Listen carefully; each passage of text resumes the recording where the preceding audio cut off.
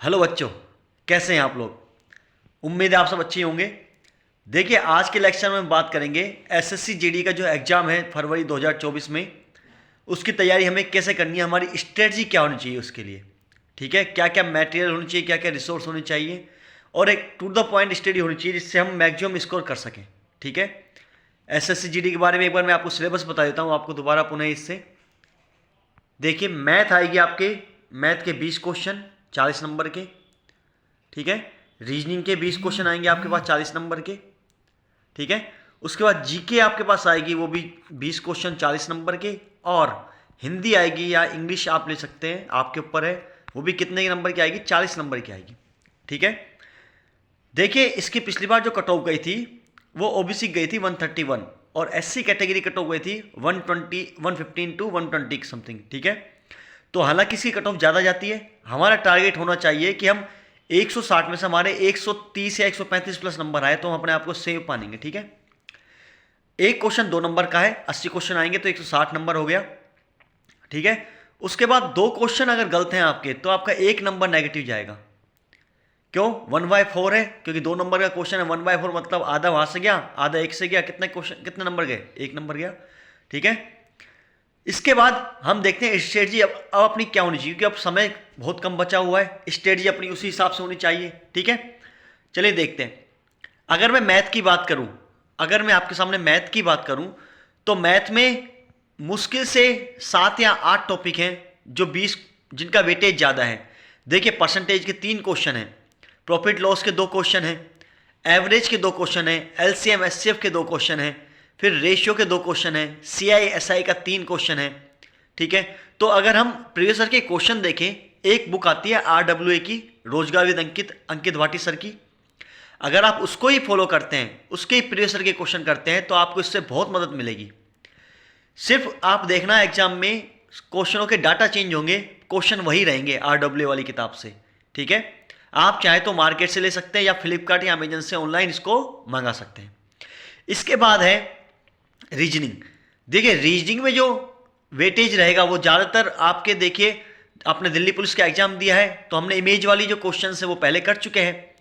ठीक है, seating arrangement के 2 क्वेश्चन आएंगे, वो लेंथी क्वेश्चन आएंगे। ठीक है, इसके अलावा रीजनिंग बहुत स्कोरिंग है, आप उसके लिए भी अगर चाहें तो प्रीवियस सर के क्वेश्चन से घटना चक्री की किताब डाउनलोड कर सकते हैं गूगल प्ले स्टोर से, अगर आप मार्केट से नहीं ला सकते तो। ठीक है, या फिर आरडब्ल्यू की किताब आती है अंकित भाटी सर की, प्रीवियस सर एसएससी जीडी की, आप उसे भी सोल्व कर सकते हैं। ठीक है, हम हिंदी की बात करते हैं। हिंदी की देखिए, हिंदी के लिए सबसे पहली बात 5 क्वेश्चन आएंगे गद्यांश के। अगर आपके पास प्रीवियस ईयर क्वेश्चन पेपर का सेट है तो आपको कोई भी बुक हिंदी की लाने की जरूरत नहीं है, आप सिर्फ उन्हें दीजिए, उन्हें तैयार कीजिए। अगर आपने मान लो 10 गद्यांश भी कर लिए तो आपकी गद्यांशों की प्रैक्टिस हो गई, आप आसानी से क्वेश्चन देख सकते हैं कि क्वेश्चन का लेवल क्या है, क्वेश्चन आ किस तरीके से रहे।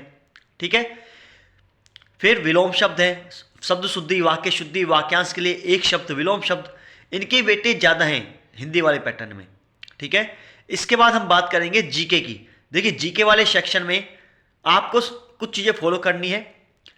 आपको अंतिम 6 माह की राहुल मिश्रा सर की यूट्यूब पे क्लास है करंट अफेयर्स की, वो तो आपको कंठस्थ याद होनी चाहिए, पीडीएफ के सहित याद होनी चाहिए। ठीक है, क्योंकि उनमें क्वेश्चन आंसर तो है, साथ साथ उसमें सर ने स्टैटिक जीके और कराई गई है। ठीक है, इसके अलावा इंडियन ज्योग्राफी के लिए आप सिर्फ आपको स्टैटिक जीके पढ़नी है। आपको एसएससी प्रीवियस ईयर के क्वेश्चन आते हैं किरण प्रकाशन की, 10,000 प्लस क्वेश्चन है, आप उसको सोल्व कीजिए। आप कोई भी टॉपिक पढ़िए, मान लो आप ज्योग्राफी पढ़ रहे हैं तो उसके प्रीवियस ईयर के क्वेश्चंस देखिए क्या क्या क्वेश्चन आए हैं, किस किस लेवल के क्वेश्चन आए हैं। ठीक है, वो आपके लिए बहुत मददगार साबित होंगे।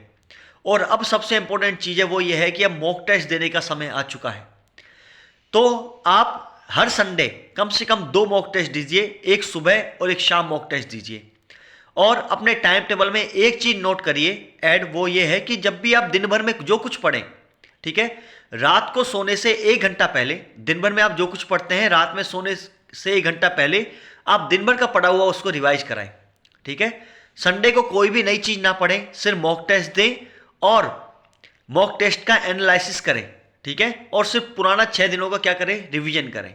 संडे को एक फ्री माइंड लेके चलिए ताकि आप पूरी एनर्जी के साथ अगले सप्ताह फिर पढ़ाई कर सकें। ठीक है, अब समय मॉक टेस्ट देने का आ गया है। ठीक है, उम्मीद है आपको ये लेक्चर अच्छा लगा होगा। तब उम्मीद बनाए रखिए, आत्मविश्वास बनाए रखिए। इतना कोई टफ एग्जाम नहीं है ये, इसका लेवल 10th लेवल है और बहुत ही आसान क्वेश्चन आते हैं। अगर आपके मैथ, रीजनिंग और हिंदी अगर स्ट्रॉन्ग है तो आपको सिलेक्शन से कोई नहीं रोक रहा है इस एग्जाम में। ठीक है, अगर ये आपको चैनल अच्छा लगा हो तो इसको लाइक कीजिए, शेयर कीजिए और सब्सक्राइब कीजिए। तब तक के लिए धन्यवाद। जय हिंद, जय भारत।